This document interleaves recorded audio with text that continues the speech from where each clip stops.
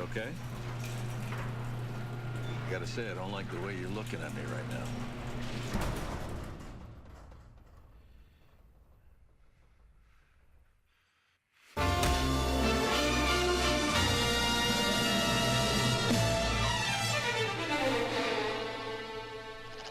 Breaking Bad is one of the most acclaimed shows in the history of television.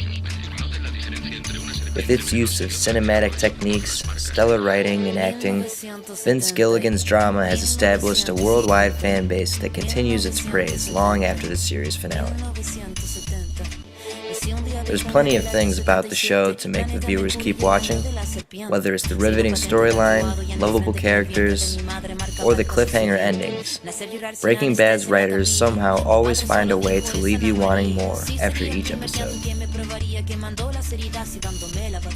One thing that demonstrates the complexity and creative aspects of the show is the frequent use of Easter eggs and hidden meanings that the creators strategically place throughout the series. This video explores how these features are displayed in Breaking Bad through foreshadowing, movie homages, and visual echoes. Some things that fans would probably miss the first time they see them. I didn't quite catch that last. An Easter egg, named after Easter egg hunt, is defined as an intentional inside joke or hidden message within a media. Since the series ended, Breaking Bad has become known for hiding creative messages for the fans to discover while rewatching the episodes. One way the show's creators use Easter eggs is through the use of foreshadowing. There's so much creativity going on in this writer's room that they're able to tease the audience and subtly imply crucial events that are yet to come. Take this line, for example.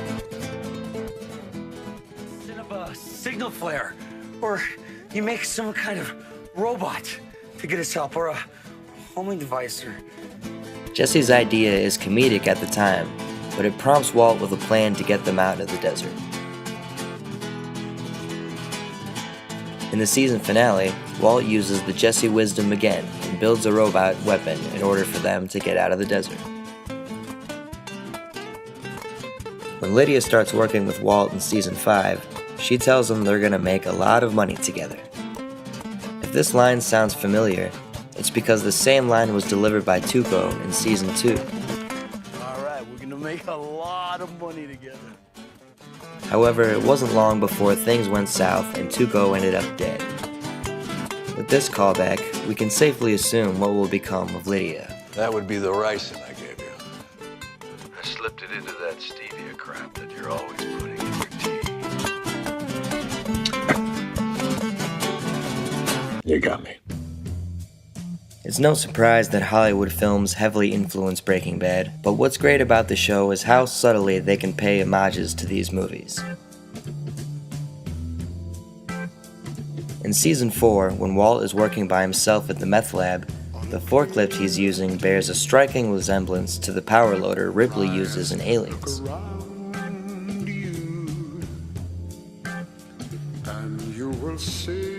The famous Say My Name scene in the desert uses similar visuals from Once Upon a Time in the West, based on the empty landscape and close-ups on the characters. But the majority of Breaking Bad's homages are nods to classic crime films that fit the show's theme.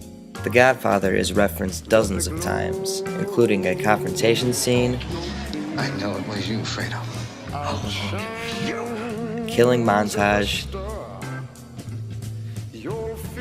They even have the reoccurring motif of oranges, like The Godfather. Make him an offer he can't refuse. The stylistic camera work and use of dark comedy in Breaking Bad can be compared to the films of Quentin Tarantino. The fight Walt and Jesse have that results in gunpoint parallels a famous scene from Tarantino's Reservoir Dogs. Even the names of the characters are similar. The story of Heisenberg has often been compared to Tony Montana in Scarface. So obviously the show's creators needed to honor this film in some way or another. One of them was the casting of Stephen Barrow, who played Tony Montana's right-hand man in Scarface. to play the Mexican drug lord Don Eladio. Actor Mark Margolis, who played the crazy assassin with the bomb, also shows up as Eladio's right-hand man, Hector Salamanca. And look, he's got a bomb too. There's even a scene where Walt watches the movie with Walt Jr. and baby Holly, and Walt says, Everyone dies in this movie, don't they? another line that foreshadows the final scene of the series, where almost everyone dies.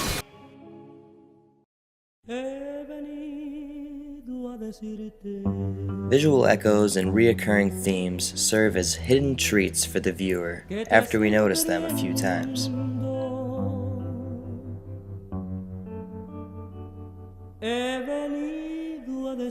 Let's examine the theory that Walter adopts the traits from people he's killed. We learn that Crazy 8 likes his sandwiches with the crust cut off. Walter does the same thing in a later episode. Gus Fring's puking strategy is repeated by Walter in a later season. And here's Gus Fring driving a Volvo, and sure enough, Walter driving one later. The theory here is that Walt takes a piece of all these criminals until he's finally completely evil. In the scene where Gus is forced to watch his friend die, there's a close-up shot of his horrified face. This shot is repeated when Walter is forced to watch Hank die, and again when Jesse is forced to watch Andrea die. These echoing shots of hopelessness come together to tell the viewer that all three of these characters have endured similar pains. This was only a small handful of the endless plethora of hidden meanings that make this show one that you can rewatch over and over and still notice something new. This concludes my video essay on the Easter eggs in Breaking Bad. Au revoir. Auf Wiedersehen. Hasta luego. Get the hell out. Bye-bye.